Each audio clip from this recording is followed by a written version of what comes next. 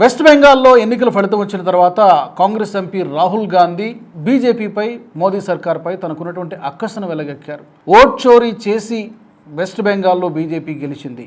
కేంద్ర ఎన్నికల సంఘం బీజేపీ కుమ్మక్కైపోయి వెస్ట్ బెంగాల్లో 100కు పైగా సీట్లను కమలం పార్టీ చోరీ చేసింది అని రాహుల్ గాంధీ మాట్లాడారు. ఈ విషయంలో మమతా బెనర్జీతో నేను ఏకీభవిస్తున్నాను, ఆమె ఏమైతే మాట్లాడారో 100% ఇది కరెక్టే అని మాట్లాడారు. జస్ట్ పోలింగ్ జరగడానికి ఒక రోజు ముందు రాహుల్ గాంధీ జోస్యం చెప్పారు.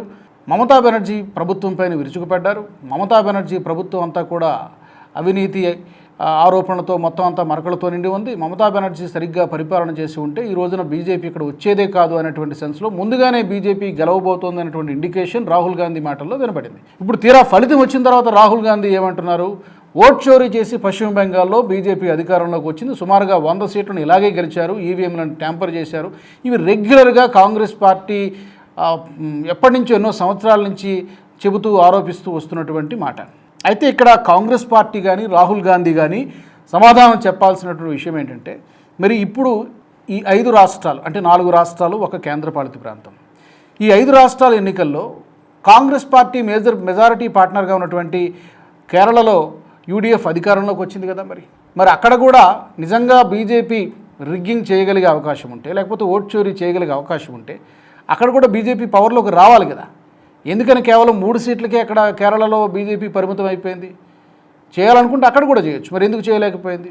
నెంబర్ 2, ఇది వరకు కాంగ్రెస్ పార్టీ కూడా ఒక 4 రాష్ట్రాలు, ఇప్పుడు కొత్తగా చేరినటువంటి రాష్ట్రంతో 4 రాష్ట్రాల్లో పవర్లో ఉన్నట్టుగానే లెక్క.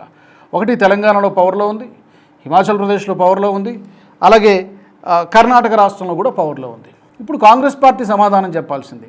గెలిస్తే తమ నాయకత్వం, తమ లీడర్షిప్ యొక్క గొప్పతనం, రాహుల్ గాంధీ సారథ్యంలో మరొక అద్భుతమైనటువంటి విజయం అని చెప్పి కాంగ్రెస్ పార్టీ ప్రచారం చేసుకుంటుంది.